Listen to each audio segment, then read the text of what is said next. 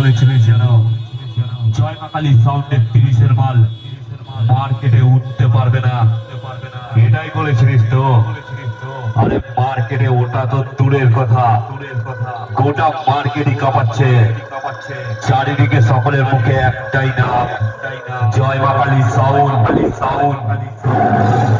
মুখ লুকিয়ে পালাচ্ছিস কেন? আয়, সামনে আয়, বাজানোটা দেখে যা, রাতের ঘুম চলে যাবে।